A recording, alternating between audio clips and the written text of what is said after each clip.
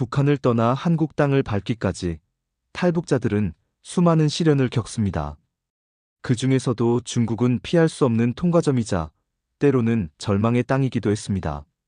언제 잡힐지 모르는 불안 속에서 하루하루를 버텨내야 했고, 북송의 공포는 항상 그들의 뒤를 따라다녔죠. 하지만 한국에 정착한 후 대한민국 여권을 손에 쥔 순간, 그들에게 중국은 전혀 다른 의미가 됩니다. 오늘은 탈북 후 한국에서의 적응 과정에서 벌어진 웃지 못할 에피소드들과 한국 여권을 들고 당당히 중국을 재방문했던 한 탈북자의 이야기를 들려드리겠습니다. 때로는 눈물겹고 때로는 유쾌한 이 이야기는 분단 80년이 만들어낸 문화적 간극과 그 속에서도 꿋꿋이 새 삶을 개척해 나가는 한 사람의 용기 있는 발걸음을 보여줍니다. 안녕하세요. 저는 탈북을 하고 중국에서 머물다 대한민국의 품에 안긴 김유미라고 합니다. 한국에 온 지 얼마 되지 않았을 때의 일입니다. 지방 출장을 가게 되어 급하게 짐을 챙기던 중 집 화장대에 있던 작은 튜브를 발견했습니다.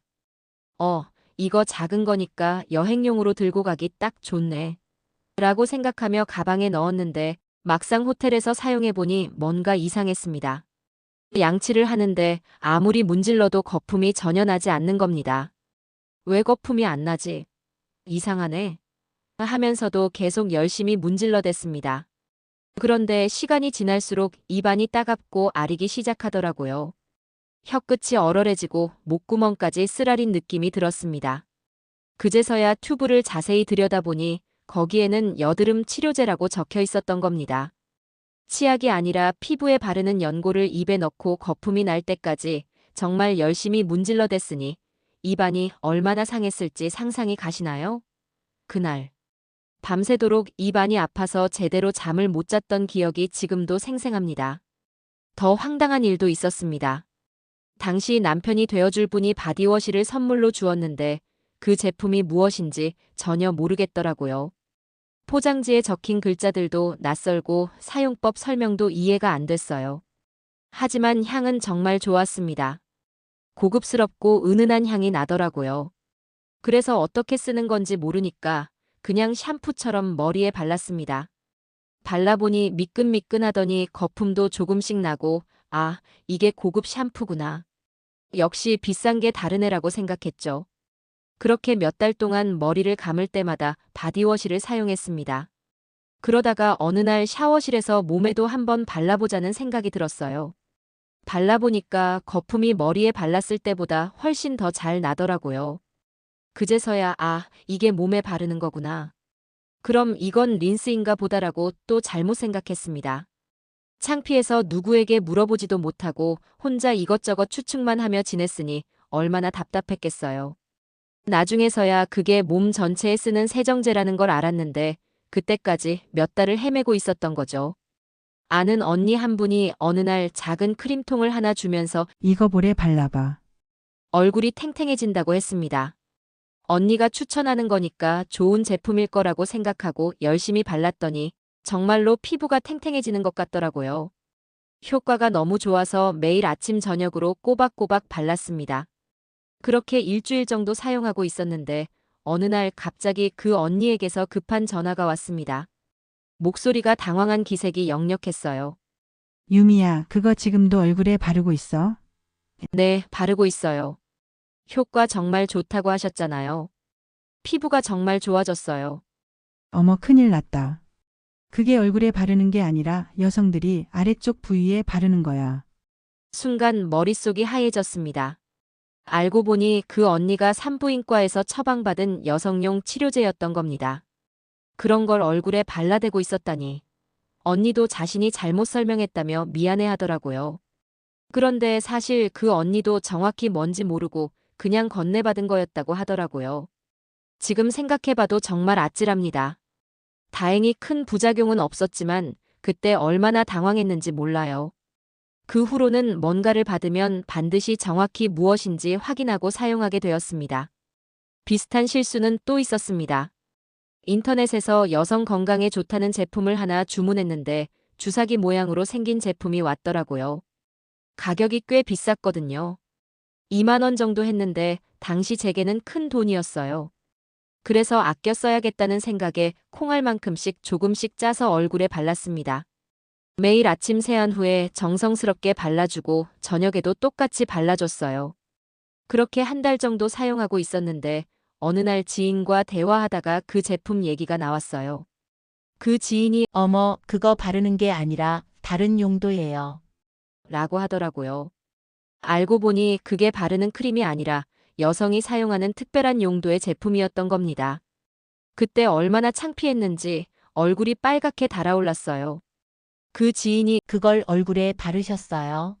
라고 묻더니 별 문제는 없겠지만 원래 용도가 아니에요. 라고 친절하게 설명해 주더라고요. 그제서야 주사기 모양인 이유를 알 수 있었습니다. 같은 한국말을 쓴다고 해도 북한과 남한의 표현이 다른 경우가 많아서 오해가 생기기도 했습니다. 특히 일상생활에서 쓰는 표현들의 차이는 정말 컸어요. 한국에 오기 전 북한 식당에서 일할 때의 일입니다. 어느 날 중요한 손님들이 오신다고 해서 후배에게 특별히 과일 준비를 부탁했어요. 수박을 깍두기 모양으로 예쁘게 썰어서 껍질은 다 제거하고 빨간 속살만 네모나게 잘라서 2접시에 담아서 가져와라고 자세히 설명했습니다. 그 후배도 똑똑한 친구라서 네, 알겠습니다. 라고 대답하고 내려갔어요. 그런데 한참 후에 다시 올라오더니 언니, 아까 뭐라고 하셨는지 다시 한번 말씀해 주세요. 라고 하더라고요. 그래서 다시 한번 천천히 설명했습니다. 수박을 깍두기처럼 네모나게 썰어서 하얀 부분이랑 초록 껍질은 다 버리고 빨간 속살만 깍두기 모양으로 썰어서 접시에 담아와. 네, 알겠습니다. 하고는 씩씩하게 내려갔어요. 그런데 또 한참 후에 올라오더니 진짜 깍두기 2접시를 들고 왔더라고요. 무로 만든 그 깍두기 말이에요. 언니, 깍두기 2접시 가져왔어요. 라고 하면서 정말 자신만만하게 내놓더라고요. 순간 어이가 없어서 말이 안 나왔어요. 그 친구는 수박을 깍두기 모양으로 썬다는 말을 아예 이해할 수가 없었던 거예요. 아니야, 수박을 깍두기 모양으로 썰어오라고 했잖아. 네, 그래서 깍두기 가져왔는데요. 이런 식으로 한참을 대화했어요. 그제서야 제가 직접 내려가서 수박을 깍두기 모양으로 썰어 보이며 이게 깍두기 모양의 수박이야 라고 설명했습니다. 그 친구 표정이 정말 신기하다는 듯이 변하더라고요. 아, 이런 게 깍두기 모양이구나. 하면서 비로소 이해했어요. 북한에서는 그런 표현을 쓰지 않으니까 당연히 모를 수밖에 없었던 거죠. 냉면집에서도 비슷한 일이 있었어요. 냉면에 초를 쳐서 드세요라는 말을 처음 들었을 때 저도 무슨 뜻인지 몰라서 한참을 멍하니 있었거든요. 북한에서는 식초를 넣어서 드세요라고 하는데 초를 친다는 표현은 처음 들어봤어요. 그런 작은 표현 하나하나가 다 새로웠습니다. 한국 사람들에게는 너무나 당연한 표현들이 저희에게는 외국어처럼 들리기도 했어요. 의학 용어의 차이도 컸어요. 병원에 가면 의사 선생님이나 간호사분들이 쓰시는 용어들이 북한에서 쓰던 것과 달랐거든요. 북한에서는 주로 재판할 때나 들을 수 있었던 단어들이 한국에서는 의학적으로, 일상적으로 사용되더라고요. 특히 여성 관련 의학 용어들은 더욱 생소했어요. 북한에서는 그런 용어들을 공개적으로 말하는 경우가 거의 없었거든요. 그래서 병원에서 상담받을 때 의사소통이 어려웠던 적이 많았습니다. 바나나나 귤 같은 과일도 처음 접했을 때는 어떻게 먹는지 몰라서 당황했어요. 실제로 탈북자들 중에 껍질째 먹었다가 배탈이 난 경우도 많다고 들었습니다. 저도 처음에는 바나나를 어떻게 까서 먹어야 하는지 몰라서 쩔쩔맸던 기억이 있어요. 지금도 바나나는 한 입 이상 제대로 못 먹어요. 북한에서 먹어보지 못했던 음식이라 입에 맞지 않더라고요. 단맛도 그렇고 특유의 부드러운 식감도 익숙하지 않았어요. 어떤 분들은 느끼하다고도 하시더라고요. 중국에 있을 때 한국 기자분이 주셨던 초코파이는 정말 잊을 수 없는 맛이었어요. 그분이 북한 사람들이 초코파이를 좋아한다는 걸 알고 일주일에 몇 개씩 가져다 주셨거든요. 그때까지 그런 달콤한 과자를 먹어본 적이 없었는데 정말 꿈의 음식 같았어요. 스폰지 같은 부드러운 빵 사이에 마시멜로가 들어있고 겉에는 초콜릿이 코팅되어 있는 그 맛이 얼마나 신기했는지 몰라요. 하나하나 아껴가며 먹었던 기억이 지금도 생생합니다. 라면도 마찬가지였어요. 한국식 라면의 그 진한 국물 맛과 쫄깃한 면발이 정말 새로웠거든요. 특히 매운맛이 강한 라면은 처음에는 너무 자극적이어서 놀랐지만 먹다 보니 중독성이 있더라고요. 지금 생각해보면 그때 먹었던 초코파이와 라면이 저에게는 한국 문화를 처음 접하는 창구 역할을 했던 것 같아요. 음식을 통해서 한국이라는 나라가 어떤 곳인지 조금씩 알아가게 되었거든요. 한국에 정착하고 나서 대한민국 여권을 받았을 때의 감격은 말로 표현할 수 없었습니다. 그 작은 책자 하나가 제게는 세상을 향한 문이자 자유의 상징이었어요. 여권 첫 장을 넘기면서 제 사진과 함께 대한민국이라고 적힌 글자를 보는 순간 눈물이 핑 돌았어요. 이제 나도 진짜 한국 사람이구나. 이제 아무도 나를 함부로 할 수 없다. 어디든 당당하게 갈 수 있다는 생각에 가슴이 벅찼습니다. 그동안 얼마나 많은 꿈을 꿨는지 몰라요. 언젠가는 자유롭게 여행할 수 있는 날이 올 거라고, 당당하게 국경을 넘을 수 있는 날이 올 거라고 꿈꿔왔거든요. 그 꿈이 드디어 현실이 된 거예요. 그 여권을 들고 가장 먼저 가고 싶었던 곳은 다름 아닌 중국이었습니다. 예전에는 도망자 신분으로 숨어 다녔던 그곳을 이번에는 당당한 한국 관광객으로 가보고 싶었거든요. 그곳에서의 두려웠던 기억들을 이번에는 자유로운 기억으로 바꿔보고 싶었어요. 중국의 여러 도시 중에서도 연변 지역의 연기를 선택했습니다. 사실 그곳은 제게 좋은 기억만 있는 곳은 아니에요. 탈북 과정에서 중국 공안에게 잡혔던 곳이기도 했거든요. 그때의 공포와 절망감을 생각하면 지금도 가슴이 철렁합니다. 하지만 그렇기 때문에 더욱 가보고 싶었어요. 예전에는 잡혀서 끌려갔던 그 길을 이번에는 당당하게 걸어보고 싶었거든요. 과거의 아픈 기억을 새로운 추억으로 덮어보고 싶었어요. 연길은 조선족이 많이 사는 곳이라 한국어도 잘 통하고 한국 사람들에게도 비교적 친숙한 곳이라고 들었어요. 처음 해외여행을 가는 저에게는 적당한 선택지라고 생각했습니다. 출국 당일 공항에 도착해서 여권을 보여주며 출국 수속을 밟는 순간이 정말 감격스러웠어요. 출입국 관리소 직원이 제 여권을 확인하고 도장을 찍어주는 그 순간, 아, 내가 정말 자유롭게 여행을 떠나는구나라는 실감이 났습니다. 비행기 안에서도 계속 여권을 꺼내서 들여다봤어요. 제 사진 옆에 찍힌 출국 도장을 보면서 신기하기도 하고 한편으로는 아직도 믿어지지 않기도 했어요. 중국 땅이 가까워질수록 마음이 복잡해졌어요. 설렘과 동시에 과거의 기억들이 떠올라서 긴장되기도 했어요. 혹시 뭔가 문제가 생기지는 않을까? 정말 순조롭게 입국할 수 있을까? 하는 불안감도 있었거든요. 연길 공항에 도착해서 입국 심사대 앞에 섰을 때의 긴장감은 지금도 생생해요. 심장이 쿵쾅쿵쾅 뛰었어요. 하지만 이번에는 다른 관광객들처럼 당당하게 줄을 서서 기다릴 수 있었어요. 입국 심사관이 제 여권을 받아서 쭉 훑어보더니 여행 목적이 뭡니까? 라고 중국어로 물었어요. 저는 한국어로 관광입니다. 라고 대답했어요. 제가 한국 사람이라는 걸 보여주고 싶었거든요. 심사관이 제 여권을 자세히 들여다보더니 도장을 찍어줬어요. 그 순간 정말 안도의 한숨이 나왔어요. 이제 정말 자유롭게 들어온 거구나라는 생각이 들면서 기뻤어요. 공항을 나와서 택시를 탔는데 기사분이 제게 중국어로 말을 걸더라고요. 그런데 아직 한국에 온 지 얼마 되지 않아서 한국말이 어설펐어요. 그래서 제가 한국어로 대답하니까 기사분이 의아하다는 표정을 짓더라고요. 한국 사람이세요? 네, 한국 사람입니다. 아, 그런데 말투가 좀 이상하네요. 이런 식으로 대화했어요. 아무래도 북한 억양이 남아있어서 어색했나 봐요. 연길 시내를 돌아다니면서 여러 가지 재미있는 경험을 했어요. 길에서 한국어로 말하니까 현지 사람들이 신기하게 쳐다보기도 하고 어떤 사람들은 중국어로 제게 말을 걸기도 했어요. 특히 시장에서 쇼핑을 할 때였는데 어떤 상인이 저를 보더니 중국어로 다른 사람한테 제 한국 사람 아닌 것 같은데? 라고 수군거리더라고요. 진짜 한국 사람이야? 말투가 좀 이상하네. 라고 하는 소리도 들렸어요. 저는 중국어를 알아듣지만 모른 척하고 계속 한국어로만 대화했어요. 제가 한국 사람이라는 걸 증명하고 싶었거든요. 그래서 여권까지 꺼내서 보여줬더니 그제서야 사람들이 아, 정말 한국 사람이네. 라며 태도가 바뀌더라고요. 신기한 건 여권을 본 후에는 사람들이 훨씬 친절해졌어요. 어떤 분은 선물로 핸드크림도 주시고 길을 물어보면 친절하게 알려주시기도 했어요. 여권 하나가 이렇게 큰 차이를 만들어내는구나 싶어서 새삼 놀랐어요. 연길에서 꼭 하고 싶었던 일 중 하나가 냉면을 먹는 것이었어요. 예전에 중국에 있을 때 돈이 없어서 못 먹었던 그 냉면을 이번에는 꼭 먹어보고 싶었거든요.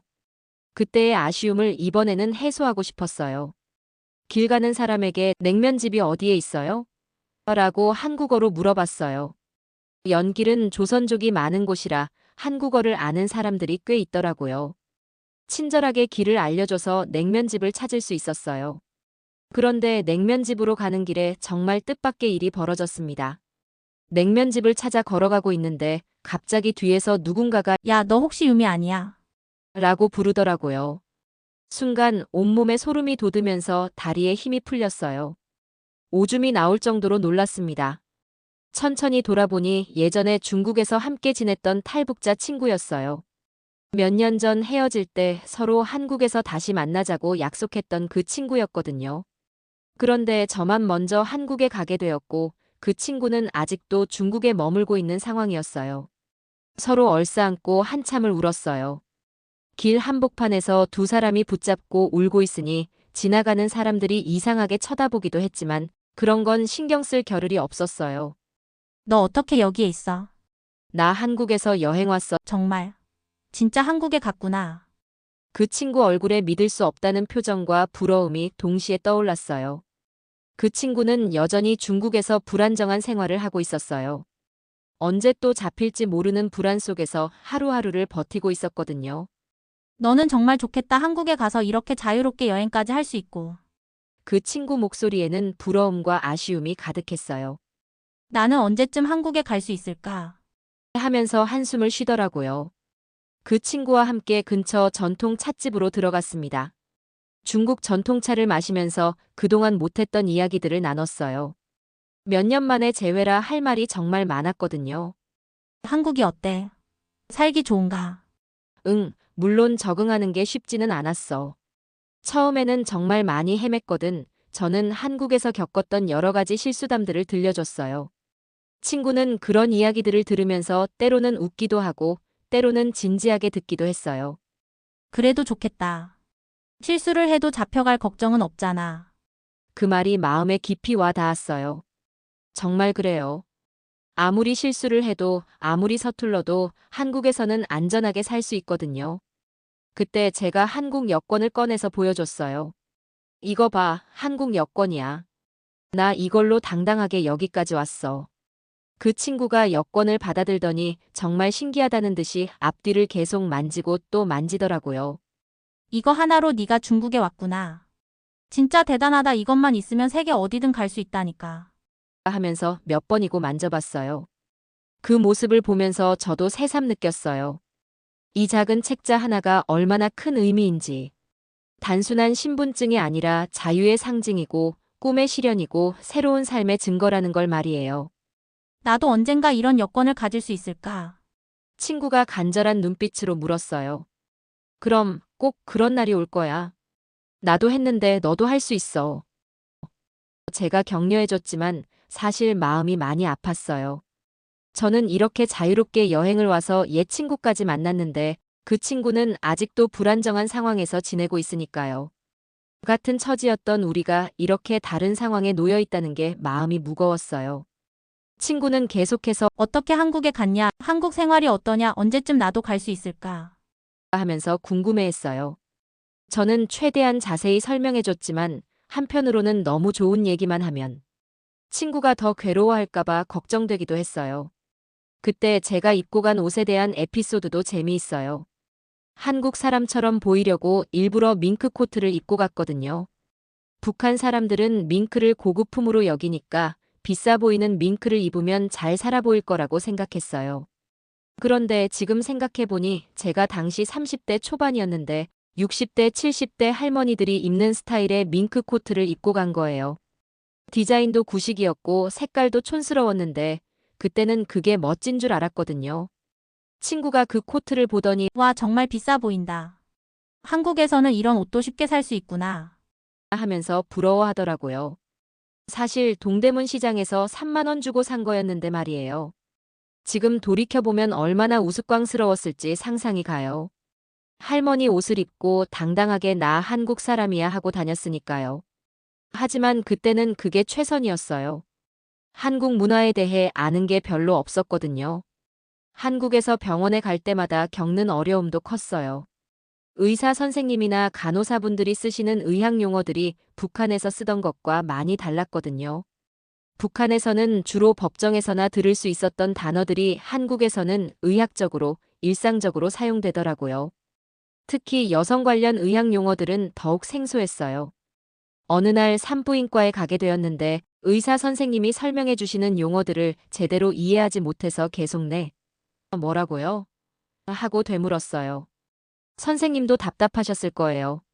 나중에 간호사분이 따로 불러서 혹시 이해 안 되는 부분이 있으면 언제든 물어보세요. 라고 친절하게 말씀해 주셨어요. 그때서야 북한에서 왔다고 말씀드렸더니 더욱 자세히 설명해 주시더라고요. 마트에서 장을 볼 때도 헤맸어요. 제품들이 너무 다양하고 브랜드도 많고 어떤 걸 사야 할지 모르겠더라고요. 같은 기능의 제품인데도 종류가 수십 가지씩 있으니까 선택 장애가 왔어요. 세제 코너에서 1시간 넘게 서 있었던 적도 있어요. 세탁 세제, 주방 세제, 화장실 세제가 다 따로 있다는 것도 처음 알았거든요. 북한에서는 비누 하나로 다 해결했었는데 말이에요. 처음에는 가장 비싼 제품이 가장 좋은 거라고 생각해서 무조건 비싼 걸 샀어요. 그런데 나중에 알고 보니 제 용도에 맞지 않는 제품들이 많았어요. 돈만 낭비한 셈이죠. 음식점에서 주문할 때도 어려웠어요. 메뉴판에 적힌 음식 이름들이 생소했거든요. 불고기, 갈비찜, 된장찌개 같은 건 그나마 짐작이 되는데 쌈밥, 비빔밥, 냉면 같은 건 어떤 음식인지 상상이 안 됐어요. 어느 날은 냉면을 주문했는데 차가운 면이 나와서 깜짝 놀란 적도 있어요. 면이 왜 차가워요? 라고 물었더니 사장님이 냉면은 원래 차가운 거예요. 라고 하시더라고요. 그때서야 냉면이 차가운 면이라는 뜻이구나 하고 깨달았어요. 지하철이나 버스 타는 것도 처음에는 정말 어려웠어요. 교통카드 충전하는 방법도 모르고 환승하는 방법도 몰랐거든요. 첫 번째 지하철을 탔을 때는 어디서 내려야 하는지 몰라서 한참을 헤맸어요. 한국말로 안내방송을 해주는데도 워낙 빨리 말하고 소음도 있어서 제대로 알아듣지 못했어요. 결국 종점까지 가서 다시 반대편 지하철을 탔던 기억이 있어요. 그때 얼마나 답답하고 무력감을 느꼈는지 몰라요. 한국말을 하는데도 왜 이렇게 어려울까? 하는 생각이 들었어요. 버스는 더 어려웠어요. 어떤 버스를 타야 하는지, 어디서 내려야 하는지 전혀 모르겠더라고요. 스마트폰 지도 앱 사용법도 몰랐고 길 묻는 것도 부끄러워서 못했어요. 한 번은 목적지와 완전히 반대 방향 버스를 타서 2시간 넘게 헤맨 적도 있어요. 그날 집에 돌아와서 정말 많이 울었어요. 나 정말 한국에서 살 수 있을까? 하는 의문이 들었거든요. 첫 직장에서도 많은 어려움을 겪었어요. 사무실 문화, 동료들과의 관계, 업무 처리 방식 등 모든 게 새로웠어요. 회식 문화도 처음에는 이해하기 어려웠어요. 왜 퇴근 후에 또 만나서 술을 마시지? 하는 생각이 들었거든요.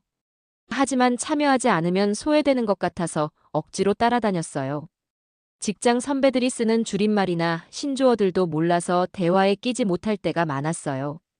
카톡, 셀카, 인칭 같은 말들을 처음 들었을 때는 외국어 같았어요. 컴퓨터 사용법도 서툴렀어요. 이메일 보내는 것, 엑셀 다루는 것, 파일 저장하는 것까지 하나하나 다 배워야 했어요. 동료들에게 물어보기도 부끄럽고 혼자 끙끙거리며 배웠어요. 이런 경험들을 하면서 생각했어요. 나중에 통일이 된다고 해도 분단된 지 80년이 다 되어가니까 북한 사람들과 남한 사람들 사이에 문화적 차이가 너무 클 것 같다고요. 언어도 그렇고 생활 방식도 그렇고 심지어 음식을 먹는 방법까지도 달라졌잖아요. 저 하나만 적응하는 것도 이렇게 어려웠는데 수백만 명이 한꺼번에 적응해야 한다면 얼마나 힘들겠어요. 하지만 불가능한 일은 아니라고 생각해요. 저도 이렇게 적응했으니까 다른 사람들도 할 수 있을 거예요. 다만 시간이 많이 걸릴 것 같고 서로 이해하고 배려하는 마음이 중요할 것 같아요. 특히 언어의 차이는 생각보다 클 것 같아요. 같은 한국어를 쓴다고 하지만 표현 방식이나 어휘 사용이 많이 다르거든요. 이런 부분들을 천천히 맞춰나가는 과정이 필요할 것 같아요. 나중에 저보다 늦게 온 탈북자 후배들에게는 제 경험담을 많이 들려줬어요. 같은 실수를 반복하지 않도록 도움을 주고 싶었거든요. 처음에는 다 어려워. 나도 정말 많이 헤맸어. 하지만 시간이 지나면 점점 나아져 하면서 격려해줬어요. 구체적인 생활 정보들도 많이 알려줬고요. 하지만 후배들도 각자 나름의 실수들을 하더라고요. 제가 알려줘도 직접 경험해봐야 제대로 아는 게 있거든요. 그것도 나름의 적응 과정이라고 생각해요. 어떤 후배는 제가 했던 것과 똑같은 실수를 하기도 했어요. 바디워시를 샴푸로 쓴다거나 음식을 잘못 주문한다거나 하는 일들 말이에요. 그럴 때마다 내가 그때 그랬지 하면서 웃으며 도와줬어요. 후배들을 보면서 느끼는 건 각자의 속도가 다르다는 거예요. 어떤 사람은 빨리 적응하고 어떤 사람은 시간이 오래 걸려요. 그것도 개인차라고 생각해요. 중요한 건 포기하지 않는 거예요. 아무리 어렵고 힘들어도 계속 노력하다 보면 언젠가는 적응할 수 있어요. 저도 그랬으니까요. 연길에서의 이틀간 여행을 마치고 한국으로 돌아가는 날이었어요. 공항에서 그 친구와 작별 인사를 할 때 정말 마음이 아팠어요. 나 한국 돌아가서도 계속 너 생각할 거야. 꼭 연락하고 지내자. 응, 나도. 그리고 나도 빨리 한국 갈 수 있도록 노력할게. 서로 껴안고 한참을 있었어요. 저는 자유롭게 한국으로 돌아갈 수 있지만 그 친구는 여전히 불안정한 중국 생활을 계속해야 하니까요. 비행기에 오르면서 창밖을 바라봤어요. 저 아래 어딘가에 아직도 꿈을 포기하지 않고 살아가는 사람들이 있다는 생각에 가슴이 먹먹했어요. 인천공항에 도착해서 입국 심사를 받을 때 또 다른 감격이 밀려왔어요. 대한민국에 온 것을 환영합니다라는 문구를 보면서 내가 정말 이 나라 사람이구나 하는 실감이 났어요. 집에 돌아와서 여권을 서랍에 넣으면서 생각했어요. 이 작은 책자 하나가 나에게는 얼마나 큰 의미인지. 단순한 신분증이 아니라 새로운 삶의 증거이고 꿈이 현실이 되었다는 증명서라는 걸 말이에요. 지금 돌이켜보면 그 모든 시행착오들이 다 소중한 추억이에요. 물론 그때는 정말 답답하고 부끄럽고 힘들었지만 그런 과정들을 통해서 점점 한국 사회에 적응해 나갔던 것 같아요. 여드름 연고로 양치했던 일, 바디워시를 샴푸로 썼던 일, 깍두기와 수박을 헷갈렸던 일. 지금 생각하면 다 웃긴 에피소드들이지만 그때는 하나하나가 다 새로운 도전이었어요. 그리고 한국 여권을 들고 연기를 다시 방문했던 그 경험은 정말 잊을 수 없어요. 예전에는 숨어 다녔던 그곳을 당당한 한국인으로 다시 갈 수 있다는 게 얼마나 큰 의미인지 몰라요. 탈북자들에게 대한민국 여권은 단순한 신분증이 아니에요. 자유의 상징이고 새로운 삶의 증거이고 꿈이 현실이 되었다는 증명서인 거죠. 하지만 그 자유에는 책임도 따른다는 걸 배웠어요. 자유롭게 살 수 있는 만큼 이 사회의 일원으로서 제 역할을 다해야 한다는 책임감도 느끼게 되었거든요. 비록 한국에서의 적응 과정이 쉽지는 않았지만 그 모든 과정들이 저를 더 강하게 만들어줬어요. 어려움을 겪을 때마다 그래도 여기서는 안전하게 살 수 있다는 생각이 큰 위로가 되었거든요. 연길에서 만났던 그 친구는 어떻게 지내고 있을까요? 가끔 생각날 때마다 마음이 아파요. 저는 이렇게 자유롭게 살고 있는데 아직도 불안한 상황에서 지내고 있을 친구를 생각하면 마음이 무거워져요.